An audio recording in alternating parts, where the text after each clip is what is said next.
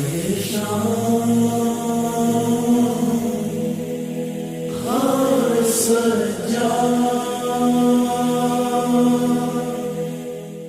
حول ولا قوة إلا بالله العلي العظيم حسبنا الله ونعم الوكيل نعم المولى ونعم النصير أعوذ بالله من الشيطان الرجيم بسم الله الرحمن الرحيم الحمد لله الذي لا يبلغ مدحته القائلون ولا يحصي نعماءه العادون ولا يؤدي حقه المجتهدون ثم الصلاة والسلام والتحية والإكرام على سيد الأنبياء والمرسلين سیدنا و مولانا ابی القاسم محمد اللہم صلی اللہ علیہ وعلا اہل بیتہ الاطیبین الانجبین الذین اذہب اللہ عنہم الرجس وطہرہم تطہیرا اللہم صلی لا سیما الامام المبین بقیت اللہ فی الارضین واللعنت الدائمت الباقیت علی اعدائہم اجمعین اما بعد فقد قال اللہ الحکیم فی کتابہ المبین وہو اصدق الصادقین وقولہ الحق اللہ اعلم حیث یجعل رسالتہ۔ ایک دفعہ مل جل کے صلوات بھیج دیں آپ حضرات، اللہم صلی اللہ علیہ وسلم۔ عزیزان محترم، رب العزت نے اس کائنات میں بشریت کی ہدایت کے لیے جس سلسلے کا آغاز کیا، اس سلسلے میں پہلا ہادی اس روئے زمین پر جناب آدم کی شکل میں علیہ الصلاۃ والسلام ان کی شکل میں اس روئے زمین پر آیا، اور یہ سلسلہ ہدایت پروردگار نے اس دنیا میں اس انداز میں قائم فرمایا کہ جب تک یہ دنیا باقی ہے اور جب تک اس دنیا میں ہدایت کو حاصل کرنے والے ہیں، اس وقت تک یہ ہدایت کا سلسلہ جاری و ساری رہے گا۔ کوئی ایسا موقع دنیا میں نہیں آ سکتا جب ہدایت کو حاصل کرنے کے لیے انسان سرگرداں اور پریشان ہو لیکن ہدایت کرنے والا اس کے پاس نہ ہو۔ اس روئے زمین کو پروردگار نے اپنی حجت اور اپنے نمائندے سے ہمیشہ اس انداز میں پر رکھا ہے کہ کبھی زمین اپنے نمائندہ پروردگار سے خالی نہیں ہو سکتی، اور اسی لیے روایتوں میں یہ جملہ وارد ہوا ہے کہ لولا الحجہ لساخت الارض باہلہا، اگر زمین پر اللہ کا نمائندہ، اللہ کی حجت نہ ہو تو پھر یہ زمین اپنے تمام رہنے والوں کے ساتھ فنا ہو جائے، تباہ ہو جائے، برباد ہو جائے۔ اس بنا پر اس روئے زمین پر اس سلسلہ ہدایت کو جاری و ساری رب العزت نے ہمیشہ رکھا ہے۔ سلسلہ ہدایت کو پروردگار نے اس دنیا میں سب سے پہلے نبی کے نام کی شکل میں برقرار کیا، اور پہلا ہادی اس روئے زمین پہ نبی بن کر اس دنیا میں آیا، اور پھر ان کے بعد یہ سلسلہ آگے بڑھا، اور پھر رسول جو صاحب شریعت ہوتے تھے وہ اس دنیا میں آئے، اور ان کے بعد پھر صاحب کتاب رسول دنیا میں آئے، یہاں تک کہ اس روئے زمین پر تمام نبیوں کے سید و سردار، تمام رسولوں کے آقا اور مولا حضرت ختمی مرتبت سید محمد مصطفیٰ صلی اللہ علیہ وآلہ وسلم تشریف لائے، اور آپ نے اس روئے زمین کو اللہ کی ہدایتوں اور اللہ کے پیغامات کے نور کے ذریعے سے اتنا منور کر دیا کہ تقریباً دنیا کے اس زمانے کی جو کشف شدہ زمین کے حصے تھے ان کے اچھے خاصے علاقوں تک یہ پیغام پہنچا، اور پھر لوگ دامن اسلام میں شامل ہوتے ہوئے، دائرہ اسلام میں داخل ہوتے ہوئے مسلمان بنتے چلے گئے۔ یہ جو سلسلہ ہدایت رب العزت نے رسالت مآب تک پہنچایا، یہ سلسلہ ہدایت جب آگے بڑھا تو اب ہادی کا نام رب العزت نے نہ تو نبی قرار دیا نہ رسول قرار دیا، بلکہ اب جن ہادیان برحق کو اس روئے زمین پہ اپنا نمائندہ قرار دیا انہیں رب العزت نے امام نام دیا۔ اور پھر یہ سلسلہ امامت بعد پیغمبر اس روئے زمین پر شروع ہوا جو آج تک جاری ہے اور آج کے بعد سے لے کے قیامت تک جاری رہے گا۔ یہ وہ سلسلہ امامت ہے کہ جس سلسلہ امامت کو پروردگار نے لوگوں کے لیے نہ صرف یہ کہ ماننا ضروری قرار دیا، بلکہ اس سلسلہ امامت کو عقیدے کا ایک حصہ قرار دیا۔ اور اسی لیے قرآن مجید نے جس موقع پر آواز دی، یہ نہیں کہا قرآن مجید نے کہ میدان محشر میں ہر امت کو اس کے نبی کے ساتھ بلایا جائے گا، یہ بھی نہیں کہا کہ میدان محشر میں ہر امت کو اس کے رسول کے ساتھ بلایا جائے گا، بلکہ آواز دی کہ یوم ندعو کل اناس بامامہم، یوم ندعو کل اناس بامامہم، اس دن ہر انسان کو اس کے امام کے ذریعے سے بلایا جائے گا۔ یعنی انسانوں کے پاس ایک ایسا سلسلہ امامت کا نمائندہ ہونا چاہیے کہ جن کے عقیدے کے ساتھ انسان میدان محشر میں اللہ رب العزت کی بارگاہ میں حاضر ہو۔ اور اسی لیے حضور ختمی مرتبہ صلی اللہ علیہ وآلہ وسلم نے بھی جس موقع کے اوپر معرفت کے باب میں حدیث ارشاد فرمائی، یہ نہیں فرمایا کہ جو انسان اپنے زمانے کے نبی کو پہچانے بغیر مر جائے اس کی موت جاہلیت کی ہے، یہ نہیں فرمایا کہ جو انسان اپنے رسول کو نہ پہچان پائے اور دنیا سے چلا جائے اس کی موت جاہلیت کی موت ہے، بلکہ فرمایا من مات ولم یعرف امام زمانہ مات میتۃ جاہلیہ، کہ اگر انسان کی موت آ رہی ہے جبکہ اس نے اپنے زمانے کے امام کو نہیں پہچانا ہے تو پھر اس کی موت جاہلیت کی موت ہے۔ یعنی قرآن مجید بھی اس بات کو دنیا والوں سے کہنا چاہ رہا ہے، اور رسالت مآب بھی دنیا والوں کو یہ بات سمجھانا چاہ رہے ہیں کہ سلسلہ رسالت اور سلسلہ نبوت کے بعد جس عقیدے کا اختیار کرنا، جن شخصیتوں کو فالو کرنا، جن شخصیتوں کو اپنا مقتدی مانتے ہوئے ان کے پیچھے چلنا انسان کے لیے ضروری ہے، اس سلسلہ ہدایت کا نام کوئی اور عنوان نہیں رکھتا ہے بلکہ اس سلسلہ ہدایت کا نام امامت ہے۔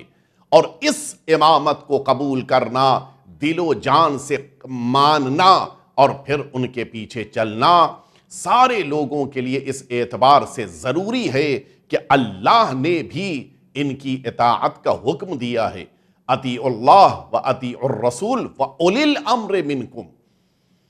جو صاحبان امر ہیں ان کی اطاعت اللہ اور رسول کی اطاعت کے بعد انسان کے لیے ضروری ہے۔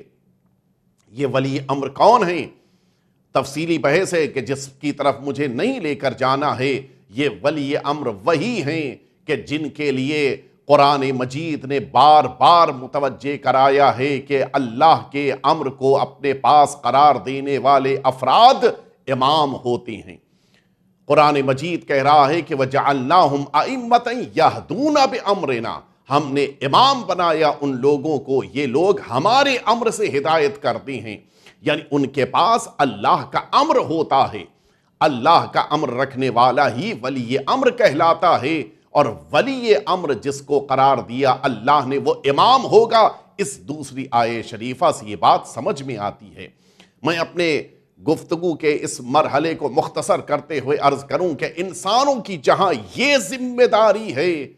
کہ نبوت اور رسالت کو توحید کے بعد قبول کریں، وہیں انسانوں کی یہ ذمہ داری بھی ہے کہ میدان محشر میں جانے کے لیے اس امام کا انتخاب کریں کہ جو میدان محشر میں خود بھی کامیاب ہو اور اپنے فالوورز کو بھی کامیابی سے ہمکنار کرا سکے۔ اور اسی طرح سے انسان نبوت و رسالت کا اقرار اللہ کی توحید کے بعد جب کر رہا ہو تو پھر ساتھ ہی ساتھ ایسے امام کی معرفت بھی اختیار کرے کہ جن کی معرفت کی بنا پر انسان کی زندگی اسلام کی موت پر جا کر ختم ہو، نہ یہ کہ انسان جاہلیت کی طرف چلتا چلا جائے اور پھر اس کی موت اسلام سے خارج شدہ اور دین مبین اسلام کے علاوہ کسی دین کی سمجھی جائے۔ لہٰذا انسانوں کے لیے یہ بات ضروری ہے کہ اللہ کے نمائندے یعنی امام کو پہچانے اور پھر ان کی امامت کا اقرار کرتے ہوئے اہم ترین ذمہ داری ہے کہ ان کو فالو کریں، ان کے پیچھے چلیں، ان کی باتوں کو ایکسپٹ کریں، ان کی سیرت کو اپنی زندگی میں اختیار کرتے ہوئے ان کے بتائے ہوئے لائحہ عمل پہ اپنی زندگی کو گزارنے کی کوشش کریں۔ یہ تاریخیں کہ جو سرکار امام سجاد علیہ السلام سے منسوب ہیں، اور آپ واقف ہیں کہ 21 محرم الحرام سے لے کر 30 محرم الحرام کے عشرے معمولاً ایام عزائے امام سجاد کے نام سے جانے جاتے ہیں۔ یہ 10 دن جو عشرہ سجادیہ کے نام سے پہچانے جاتے ہیں، ان تاریخوں میں آقا امام سجاد علیہ السلام کا تذکرہ ہوتا ہے اور امام کی سیرت دنیا والوں کے سامنے پیش کی جاتی ہے تاکہ لوگ سلسلہ امامت کے چوتھے امام اللہ کی بارگاہ سے آنے والی حجتوں میں یہ چوتھے حجت پروردگار ان کی سیرت کو پڑھیں، ان کی سیرت کے مطابق زندگی گزاریں، ان کے بتائے ہوئے اور ان کے قرار دیے ہوئے نقوش قدم کے مطابق اپنے قدموں کو قرار دیتے ہوئے اپنی زندگیوں کو کامیاب بنائیں۔ میں اپنی بات کو یہیں پر اس مقدمے کو روکتے ہوئے آپ کو لے کر چلوں کہ جس عظیم الشان امام کی تاریخ اور سوانح حیات اور سیرت میں ان مختصر دنوں میں آپ کے سامنے پیش کرنے کی کوشش کر رہا ہوں، ان کے القاب ان کی پوری زندگی کا آئینہ ہیں۔ میں اس لیے یہ تاکیداً کہہ رہا ہوں کہ معمولاً یہ جو القاب ائمہ اطہار کو عطا کیے گئے ہیں رب العزت کی بارگاہ سے، وہ ایک لقب امام کی پوری زندگی کا خلاصہ بن کے انسان کے سامنے آ جاتی ہیں۔ امام کے 2 القاب ہیں، سید الساجدین، زین العابدین۔ سید الساجدین یعنی تمام سجدہ کرنے والوں کے سردار۔ اس ایک لفظ کے ذریعے سے چوتھے امام کی حیات طیبہ کا پورا ایک نقشہ ہمارے ذہنوں میں آ گیا کہ امام کی حیات طیبہ میں جو چیز سب سے زیادہ نمایاں ہے اور جو آپ کی سیرت کا احاطہ کیے ہوئے ہے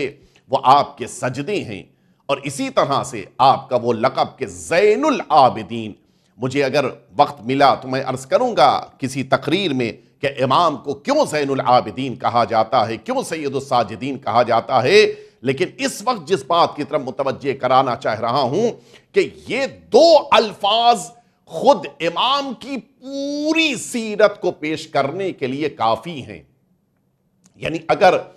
عبادتوں کی زینت کو دیکھنا ہے، اگر سجدہ کرنے والوں کے سردار کو دیکھنا ہے، تو پھر چوتھے امام کی طرف انسان اپنی نظریں اٹھا کر دیکھے۔ آپ کی حیات طیبہ کو پڑھنے، سننے، سمجھنے اور پہچاننے کے بعد پھر یہ ممکن نہیں ہے کہ انسان کئی پیشانی سجدوں سے خالی ہو جائے، پھر یہ ممکن نہیں ہے کہ انسان کا وجود اللہ کی عبادت سے دور ہو جائے۔ اس لیے کہ جس امام کی حیات طیبہ اور سیرت کو آپ کے سامنے عرض کرنے کی سعادت حاصل کر رہا ہوں، ان کی حیات طیبہ کا ایک ایک عمل ایسا ہے کہ جو اللہ کی بندگی کا جلوہ ہے، ایک ایک عمل ایسا ہے کہ جو اللہ کی بارگاہ میں کیے گئے سجدوں کے لیے بہترین جلوہ گاہ ہے۔ لہٰذا ہم سب کو بھی امام کی سیرت کو سمجھنا اور اس کے مطابق اپنی زندگیوں کو قرار دینا یہ نہایت درجہ اہم ہے۔ میں آپ کو لے کے چلوں، جو سب سے زیادہ نمایاں پہلو ہمارے آقا اور مولا کی حیات طیبہ میں ہے وہ آپ کا اخلاق ہے۔ وہ اخلاق کہ جو بے مثال ہے، وہ اخلاق کہ جو بے نظیر ہے، وہ اخلاق کہ جس اخلاق نے اپنے تو اپنے غیروں کو گرویدہ بنا لیا ہے، وہ اخلاق کے نقوش کہ جن کو اگر انسان آج بھی پڑھتا ہے تو اپنے اندر ایک تبدیلی اور ایک تحول محسوس کرتا ہے۔ اخلاق وہ عظیم شے ہے کہ جس کے ذریعے سے حضور ختمی مرتبت صلی اللہ علیہ وآلہ وسلم نے دین اسلام کو دنیا والوں تک پہنچایا۔ دنیا تک یہ اسلام تلوار کے زور سے نہیں پھیلا، طاقت کا استعمال اس اسلام کو پہنچانے کے لیے نہیں کیا گیا، حتیٰ مال و زر اس کا بھی استعمال، یعنی لوگوں کو لالچ دے کر اسلام کی طرف لایا جائے، یہ کام بھی رسالت مآب نے کبھی نہیں کیا۔ اگر اس اسلام کو دنیا والوں کے سامنے متعارف کرایا، اگر اس اسلام کو لوگوں کے سامنے پیش کیا تو اس کا طریقہ کار یہ تھا کہ رسالت مآب نے اپنے بہترین اخلاق کے نمونے لوگوں کے سامنے پیش کیے، لوگ اخلاق کے گرویدہ ہوئے اور اسلام کا کلمہ پڑھنے لگے۔ یہی وجہ ہے کہ اتنی تیزی سے اسلام اس زمین کے اوپر پھیلتا چلا گیا۔ تلواروں کی زور پر، مال و زر کی لالچ پیدا کر دینے کے ذریعے سے پھیلایا جانے والا اسلام یا دین چند قدم چل کے ٹھہر جاتا ہے۔ تلوار کا زور ختم ہوتا ہے، دین پھر بے دینی میں تبدیل ہو جاتا ہے۔ جب مال و زر ختم ہو جاتے ہیں، لالچ مٹ جاتی ہے تو خود بخود انسان دین کی آغوش سے باہر نکل جاتا ہے۔ لیکن اخلاق کی بنیادوں پر استوار ہونے والا دین محکم ہوتا ہے، مستحکم ہوتا ہے اور پھر وہ کبھی ختم نہیں ہوتا ہے۔ حضور اکرم نے بھی، سرکار امیر المؤمنین نے بھی، امام حسن مجتبی، امام حسین صلوات اللہ وسلامہ علیہم اجمعین، ان سب نے، یہ سب ہدایت کے سلسلے کی کڑیاں ہیں، ان سب نے جب بھی اسلام کا پیغام دنیا والوں تک پہنچایا ہے، طریقہ کار اسی اخلاق کو اختیار کیا۔ اور یہی اخلاق ہے جو ہمارے آقا اور مولا امام سجاد علیہ السلام کی حیات طیبہ میں بالکل نمایاں شکل میں، بالکل واضح طور پہ دکھائی دے رہا ہے۔ آپ کو میں لے کر چلوں آپ کے اخلاق کا وہ نمونہ کہ جس کے لیے اپنے تو اپنے غیروں نے بھی تعریف لکھی ہے۔ ایک شخص ہے زید بن اسامہ، یہ وہ انسان ہے کہ جو حیات نبوی میں اگر آپ نے تاریخ پیغمبر صلی اللہ علیہ وآلہ وسلم پڑھی ہو تو اسامہ کا نام آپ نے ضرور سنا ہوگا، بالخصوص جیش اسامہ، کہ حضور اکرم نے اپنی حیات طیبہ کے آخری دنوں میں یہ جملہ فرمایا تھا کہ من تخلف عن جیش اسامہ، کہ جو بھی اسامہ کے لشکر سے روگردانی کرے وہ ہم میں سے نہیں ہے، وہ دین مبین اسلام سے خارج ہے۔ اور کچھ لوگ تھے کہ جو اسامہ کے لشکر کو چھوڑ کر مدینہ طیبہ آ گئے تھے، رسالت مآب ان سے ناراض ہوئے، وہ ساری تفصیل ہے جو تاریخ میں آج تک محفوظ ہے۔ انہی کا بیٹا ہے زید۔ اہل بیت اطہار کے لیے یہ بہت اچھا نہیں تھا انسان،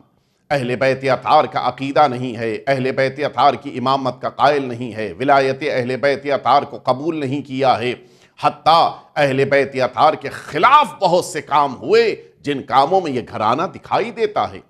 اس کے باوجود جب زید بن اسامہ کی طبیعت خراب ہوئی اور پتہ یہ چلا کہ وہ اب آخری سانسیں لے رہے ہیں، دنیا سے جانے والے ہیں، خود بے نفس نفیس اپنے کسی نمائندے کو نہیں بھیجا ہے،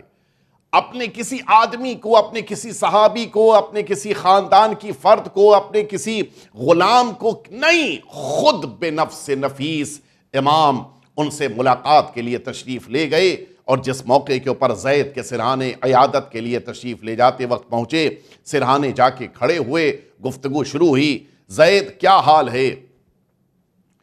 فرزند رسول، چونکہ باپ اصحاب پیغمبر میں تھے لہٰذا احترام اس بنا پر، ورنہ اہل بیت اطہار کا احترام نگاہوں میں نہیں تھا۔ فرزند رسول، اب دنیا سے جا رہا ہوں، چل چلاؤ کا وقت ہے، لیکن امام جو انسانی مزاج کو سمجھتا ہے، امام کے جس کے پاس پروردگار نے وہ علم عطا کیا ہے کہ جو کائنات میں کسی کے پاس نہیں ہے، امام نے دیکھا زید کی آنکھوں میں آنسو ہیں۔ زید، دنیا سے جاتے ہوئے رو رہے ہو، گریہ کر رہے ہو؟ کہا فرزند رسول، فرزند پیغمبر، اس لیے رو رہا ہوں کہ میرا قرض زیادہ ہے، اور اتنا زیادہ قرض ہے کہ جس قرض کے ادا کرنے کے لیے میرے پاس کوئی رقم نہیں ہے۔ میں دنیا سے قرضدار جا رہا ہوں، لہٰذا میری آنکھیں رو رہی ہیں، میرا دل گریہ کر رہا ہے۔ مولا نے فرمایا کہ زید، تم اطمینان سے، اگر تم اس لیے پریشان ہو تو اطمینان سے دنیا سے جاؤ، تمہارا سارا قرضہ یہ فرزند حسین ادا کر دے گا۔ زید کی تو آنکھیں، آخری وقت ہے، آنکھیں کھلی کی کھلی رہ گئیں۔ مولا آپ کو پتا ہے، فرزند رسول آپ کو پتا ہے کہ میرا قرضہ کتنا ہے؟ مولا نے فرمایا کہ زید جتنا بھی قرض ہو۔ زید نے کہا کہ میں آپ کی خدمت میں عرض کروں فرزند رسول کہ میرا قرضہ 15,000 دینار ہے۔ معمولی رقم نہیں ہے، چھوٹی رقم نہیں ہے، تفصیل کی گنجائش نہیں ہے، ورنہ عرض کرتا کہ کتنی بڑی رقم ہے۔ مولا اتنی بڑی رقم ہے۔ مولا نے فرمایا کہ میں نے تم سے وعدہ کیا ہے، تم اطمینان خاطر کے ساتھ دنیا سے جاؤ، میں تمہارا سارا قرضہ ادا کر دوں گا۔ امام نے گھر واپس آئے اور پتہ یہ چلا کہ زید دنیا سے رخصت ہوگی۔ ظاہر کہ زید کو بھی اب اطمینان ہے کہ چونکہ فرزند رسول نے کہہ دیا ہے لہٰذا اب میرا قرضہ ادا ہی ہو جائے گا۔ امام نے گھر تشریف لانے کے بعد فہرست منگوائی، کس کا قرضہ ہے، سارے قرضوں کو امام نے ادا فرمایا ہے۔ یہ وہ اخلاق ہے جو بے نظیر ہے، یہ وہ اخلاق ہے کہ جس اخلاق کو دنیا کہیں اور ڈھونڈ بھی نہیں سکتی ہے۔ میں ایک اور واقعہ عرض کروں تاکہ ہمارے سارے مجلس کو سننے والے یہ معزز اور محترم سامعین متوجہ ہو جائیں۔ آپ کی حیات طیبہ کا ایک واقعہ کہ جو بہترین تربیت ہے سارے انسانوں کے لیے۔ ہوتا ہے کبھی کبھی بعض اوقات خود خاندان والے کسی شبہے کی بنا پر، کسی قسم کا ذہن میں کوئی تصور پیدا ہو جائے، اس بنا پر کبھی کبھی خاندان والے آپس میں ایک دوسرے کے بارے میں غلط فکریں پیدا کر لیتے ہیں۔ ہمارے چوتھے امام کے بارے میں بھی خود خاندان کے ایک رشتہ دار کے ذہن میں ایک ایسی فکر کہ وہ یہ سمجھنے لگا کہ ان کے پاس مال بہت ہے، میں غریب ہوں، مجھ کو امام کچھ بھی رقم نہیں دے رہے ہیں۔ امام اپنے اصحاب کے درمیان تشریف فرما ہیں اور ان سارے اصحاب کے درمیان آپ پیغام پروردگار کو، پیغام رسول کو، پیغام اسلام کو، پیغام قرآن کو، پیغام اہل بیت کو پہنچا رہی ہیں۔ وہ آیا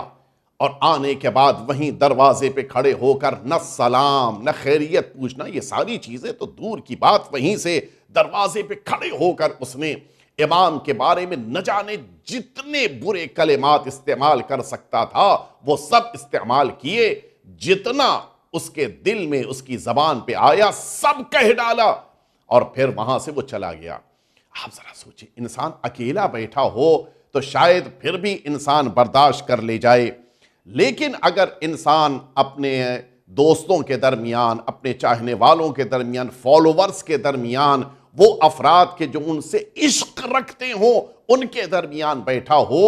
تو پھر کتنا صبر کرنا مشکل کام ہوتا ہے۔ آستینیں چڑھ گئیں، یہ جتنے آپ کے اصحاب اور چاہنے والے بیٹھے تھے ان سب نے اپنی آستینوں کو بلند کر لیا کہ ابھی ہم اس سے آپ کی طرف سے جا کے قصاص لیں گے، بدلہ لیں گے، اور ایسا منہ توڑ جواب دیں گے کہ اس کی 7 پشتیں یاد رکھیں گی۔ ظاہر ہے کہ غصہ ہے، ہمارے مولا کو برا کہہ دیا، ہمارے آقا کو اس طرح سے اس نے جملے کہہ دیے، کون برداشت کر سکتا ہے؟ ان سارے غصوں کے درمیان امام نے اپنے اصحاب سے فرمایا کہ اب چاہتے ہو کہ میں بدلہ لوں؟ دیکھو تم لوگ جاؤ گے تو بات بگڑ جائے گی، میں اس سے انتقام لوں، میں اس سے بدلہ لوں، تم سب کیا مشورہ دیتے ہو؟ ہاں مولا، آپ کو بدلہ لینا چاہیے۔ اب تو ایسے موقع کے اوپر اور زیادہ لوگ کوشش کرتے ہیں کہ سامنے والا مشتعل ہو جائے، اور زیادہ اس کے احساسات اور جذبات بیدار ہو جائیں، اور پھر محکم انداز سے انتقام لیا جائے۔ ان سارے اصحاب نے کہا کہ ہاں فرزند رسول، اس سے بدلہ لینا ہی چاہیے، بڑا شقی القلب انسان ہے، کیسی توہین کر کے گیا، آپ کی، آپ کے والد کی، آپ کے دادا کی، آپ کے جد رسالت میں آپ کی کسی کی حرمت کا اس نے پاس و لحاظ نہیں کیا، اس سے تو مکمل شکل میں انتقام لینا چاہیے۔ امام نے فرمایا کہ آؤ میرے ساتھ، ہم چلیں اور اس سے آج انتقام لیا جائے۔ دیکھیے وہ طریقہ کار کہ جس میں نہ صرف یہ کہ اپنے اخلاق کا نمونہ پیش کرنا ہے، بلکہ امام نے ان سارے اپنے ساتھیوں کی تربیت بہترین انداز سے کرتے ہوئے انہیں بھی طریقہ سکھا دیا کہ اپنے سلسلے میں ناسزا اور نامناسب باتیں کہنے والے سے کیسے انتقام لینا چاہیے۔ انتقام ہمیشہ تلوار کے ذریعے نہیں لیا جاتا، انتقام ہمیشہ غلط زبان کے مقابل میں غلط زبان استعمال کر کے نہیں لیا جاتا، انتقام ہمیشہ بدلے کی شکل میں نہیں لیا جاتا، بلکہ انتقام کا انداز کبھی کبھی تبدیل ہو جاتا ہے۔ مولا نے درس دیا اپنے سارے چاہنے والوں کو، اپنے ان سارے اصحاب کو لے کر امام نکلے، اپنے اس رشتہ دار کے گھر کی طرف آگے بڑھ رہے ہیں۔ یہ سارے اصحاب امام کو گھیرے ہوئے چل رہے ہیں۔ اچھا، ایسے موقع کے اوپر تو بہت سے ایسے بھی ہوں گے، یہ تاریخ کی لفظیں نہیں ہے لیکن میں اپنی طرف سے کہہ رہا ہوں کہ بہت سے ایسے بھی ہوں گے کہ جو پوری تیاری کرنے لگ گئے ہوں گے کہ اب چلنا ہے، انتقام لینا ہے۔ شاید ہو سکتا ہے کہ وہ رشتہ دار اپنے غلام اور اپنے گھر کے سارے خدمت گزاروں، اپنے دوستوں کے ساتھ ہو، پھر تلواریں چل جائیں، تو ایسا نہ ہو کہ ہمارے پاس تلواریں نہ ہو، ہم پوری تیاری کے ساتھ چلیں۔ لوگوں نے اپنے اپنے انداز میں تیاری بھی کر لی ہوگی، لیکن جب راستے میں امام کا انداز دیکھا، یہ سب سمجھ گئے کہ جو ہم سوچ رہے ہیں ویسا نہیں ہونے والا ہے۔ امام دوران راستے میں چل رہے ہیں، سورہ آل عمران کی آیت نمبر 134 آپ کی زبان اطہر پہ ہے، یہ آپ آیت شریفہ کی تلاوت فرما رہے کہ اعوذ باللہ من الشیطان الرجیم والکاظمین الغیظ والعافین عن الناس واللہ یحب المحسنین۔ اس آیت شریفہ کو امام اپنی زبان پہ جاری فرماتے ہوئے کہ غصے کو پی جانے والے افراد، لوگوں کی غلطیوں کو معاف کر دینے والے افراد، اور اللہ تو نیکیاں کرنے والوں کو پسند کرتا ہے۔ سمجھ گئے کہ امام کا جو طریقہ کار اور امام کا جو انتقام کا انداز ہوگا وہ ویسا نہیں جیسا ہم لوگ سوچ رہے ہیں۔ پہنچے امام اپنے اس رشتہ دار کے دروازے پر پہنچے، دق الباب کیا، پوچھا اندر سے کون؟ کہا علی ابن الحسین آیا ہے۔ اب تو اندر ایک کھلبلی سی مچ گئی۔ اس رشتہ دار نے روایت میں لکھا ہے کہ اندر وقت لگا اس کو دروازے تک آنے میں، وہ اندر رک کر تیاری کر رہا تھا کہ جب چوتھے امام اس کے سامنے کھڑے ہو کر اب جو قصاص لیں گے، بدلہ لیں گے، انتقام لیں گے، تو وہ بھی جواب دے سکے۔ اس جواب کی تیاری میں اسے وقت لگا۔ ظاہر ہے کہ اس تیاری کو تو تاریخ نے نہیں لکھا کہ وہ کیا تیاری کر رہا تھا، لیکن حقیقت یہی ہے، وہ تلوار، ڈھال، یہ ساری چیزیں لے کے اندر سے نکلنے کی تیاری کر رہا ہوگا کہ اگر تلوار سے حملہ ہو تو میرے پاس ڈھال ہونی چاہیے، اگر مجھے دوبارہ دفاع کے موقع پہ تلوار چلانی ہو تو میرے ہاتھ میں بھی تلوار ہونی چاہیے۔ اور اسی طرح سے اپنے غلاموں کو، اپنے خدمت گزاروں کو، اپنے ساتھیوں کو، اس زمانے میں فون تو ہوتا نہیں تھا کہ انسان فون کر کے سب کو جمع کر لے، جتنے گھر کے افراد ہیں ان سب کو جمع کر کے وہ دروازے پہ آیا، اس اعتبار سے کہ اب دیکھیں کہ مجھ سے کیسے انتقام لیتے ہیں فرزند رسول۔ آیا دروازے پہ، دروازہ کھول کے اب جو دیکھا، امام کے چہرے اقدس پہ اس کی نظر پڑی، وہ اللہ کا مقدس اور نورانی جلوہ دینے والا پر نور چہرہ جب اس نے دیکھا تو اس کا سارا احساس اور جذبات کا جو اس کے اندر ایک ولولہ تھا وہ سب ٹھنڈا ہو گیا۔ وہ سمجھ گیا کہ امام کسی قسم کے انتقام کے لیے، انتقامی کارروائی کے لیے نہیں آئے ہیں۔ امام نے جیسے ہی اس کو دیکھا، امام نے مسکرا کے اس کو سلام کیا، اس نے جواب سلام دیا۔ مولا نے فرمایا کہ بس میں تم سے اتنی بات کہنے آیا ہوں کہ اگر جو ابھی کچھ دیر پہلے تم میرے گھر آئے تھے، میرے دروازے پہ کھڑے ہو کہ تم نے میرے بارے میں کچھ باتیں کہی تھیں، اگر وہ ساری باتیں میرے اندر ہیں تو میں اللہ سے دعا کرتا ہوں کہ پروردگار مجھے ان برائیوں سے دور کر دے، مجھے ان خرابیوں سے، مجھے ان مفاسد سے پروردگار نجات دے دے۔ اور اگر یہ برائیاں میرے اندر نہیں ہیں تو میں پروردگار سے تمہارے حق میں دعا کرتا ہوں کہ پروردگار تجھے معاف کر دے اور پروردگار تم سے درگزر فرمائے۔ روایت میں جو لفظیں ہیں اس کا اردو میں ترجمہ یہ ہوگا کہ وہ شرم سے پانی پانی ہو گیا، اور پھر اس کے بعد آگے بڑھا۔ آگے بڑھنے کے بعد اس نے مولا کی پیشانی کا بوسہ لیا۔ یہ امالی شیخ صدوق میں مکمل واقعہ موجود ہے۔ مولا کی پیشانی کا اس نے بوسہ لیا اور اس کے بعد یہ کہتا ہے کہ مولا مجھے، ابھی تک وہ مولا کا احترام بھی کرنے کا قائل نہیں تھا، اب وہ احترام کرتے ہوئے مولا کہہ رہا ہے، مولا آقا میں آپ سے شرمندہ ہوں، آپ سے میں ندامت کے ساتھ معذرت طلب کرتا ہوں، اور یہ بات میں آج سب کے درمیان اعلان کر دینا چاہتا ہوں کہ یہ ساری برائیاں جو میں نے آپ کے بارے میں بیان کی تھی ان میں سے کوئی ایک برائی آپ کے اندر نہیں ہے، بلکہ یہ ساری برائیوں کے لیے میں سزاوار ہوں اور اللہ کی بارگاہ میں توبہ کرتا ہوں۔ مولا نے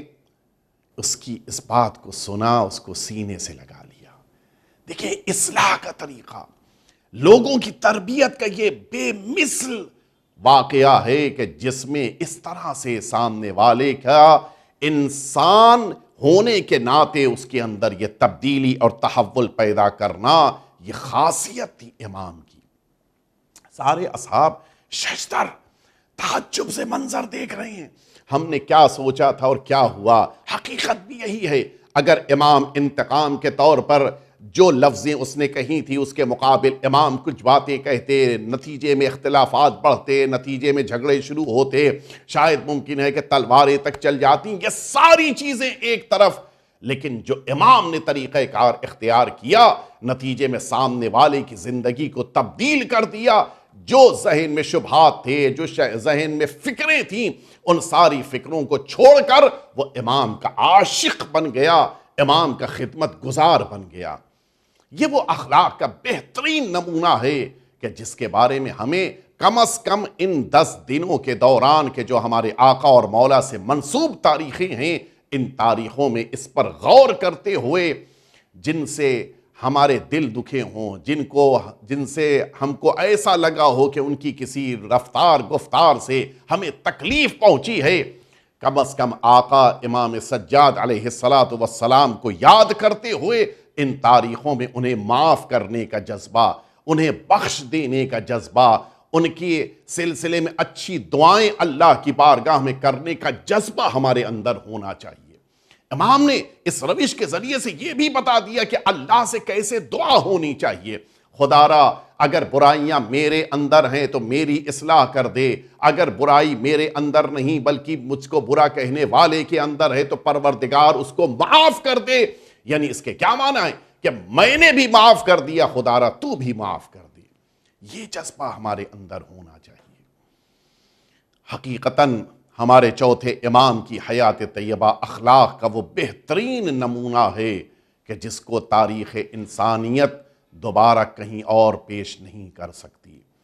میں عرض کروں امام نے کتنی مصیبتیں، کتنی مشقتیں برداشت کی ہیں، لیکن آپ کی زبان اطہر پر کبھی بد دعا کے کلمات نہیں آئے ہیں۔ معمولی بات نہیں ہے، سرزمین کربلا پہ آپ جس مصلی پہ تشریف فرما ہے اس مصلی کو آپ کے نیچے سے کھینچا گیا ہے، جس خیمے میں آپ تشریف فرما ہے اس خیمے میں آگ لگائی گئی ہے، اور پھر آپ بیماری کے عالم میں خیمے سے باہر لائے گئے ہیں اس انداز میں کہ شہزادی زینب کبریٰ نے آپ کو اس خیمے سے باہر لا کر اس ویرانے میں قرار دیا تھا، لیکن اس کے باوجود امام سجاد کی زبان اطہر پر بد دعا کے کلمات نہیں ہیں۔ لیکن ہاں، امام سجاد کے لیے یہ بڑا سخت مرحلہ تھا۔ اسی لیے جس موقع کے اوپر مدینہ طیبہ میں کسی نے پوچھا تھا کہ فرزند پیغمبر کیسے ان بیویوں نے اپنے کو خیمے کی آگ سے بچایا تھا، اس موقع کے اوپر امام کے دست مبارک میں ایک تسبیح تھی۔ امام نے فرمایا تھا کہ اگر یہ تسبیح ٹوٹ جائے تو کیا حال ہوگا؟ کہنے والا کہتا ہے کہ مولا تسبیح کے دانے بکھر جائیں گے۔ مولا فرماتے ہیں کہ یہی صورتحال میدان کربلا میں تھی، جس موقع کے اوپر خیموں میں آگ لگ رہی تھی، ان بیویوں کو خیمے سے نکلنا پڑا تھا۔ ہر بیوی میدان کربلا کی طرف جا رہی تھی۔ عالم یہ تھا، کوئی صحرا کی طرف جا رہی تھی، کوئی نہر فرات کی طرف جا رہی تھی، کوئی ایسی بیوی تھی کہ جو مقتل کی طرف جا رہی تھی، ہے میرا بھائی حسین کہاں ہے؟ کوئی آواز دے رہی تھی کہ میرا عباس کہاں ہے؟ کوئی آواز دے رہی تھی بیوی کہ میرا اکبر کہاں ہے؟ اسی درمیان کوئی بیوی ایسی بھی تھی جو آواز دے رہی تھی کہ نجف کا راستہ بتا دو، مجھے امیر المؤمنین کی بارگاہ میں جانا ہے۔ بس عزادار و مجلس مکمل ہو گئی۔ ایک چھوٹی سی بچی تھی جو میدان کربلا کی طرف تیزی سے بڑھ رہی تھی۔ حمید بن مسلم کہتا ہے کہ میں نے پوچھا بیٹا کہاں جا رہی ہو؟ وہ کہتی ہے کہ میں اپنے چچا عباس کو ڈھونڈ رہی ہوں، میرے دامن میں آگ لگی ہے۔ حمید بن مسلم نے کہا کہ بیٹا بیٹھ جاؤ، میں تمہارے دامن سے اس آگ کو بجھائے دیتا ہوں۔ وہ جلدی سے زمین پہ بیٹھ کے کہتی ہے کہ اے شیخ کیا کہتا ہے؟ ہم آل رسول ہیں، ہم سے دور رہنا، اس لیے کہ ہمارے بدن تک تمہارے نجس ہاتھ نہیں پہنچ سکتے ہیں۔ وَسَيَعْلَمُ الَّذِينَ ظَلَمُوا أَيَّ مُنْقَلَبٍ يَنْقَلِبُونَ الہی بحق الزہرا وَأَبِيهَا وَبَعْلِهَا وَبَنِيهَا وَالسِّرِّ الْمُسْتَوْدَعِ فِيهَا ان تصلی علی محمد وآل محمد۔ پروردگار تیری بارگاہ میں دعا ہے ہم سب کے آقا اور مولا کے ظہور پر نور میں تعجیل فرما، ہم سب کی طرف سے آقا امام سجاد علیہ السلام کی شہادت کی تعزیت و تسلیت پیش فرما، ہم سب کو امام سجاد کے عزاداروں میں خدمت گزاروں میں شمار فرما،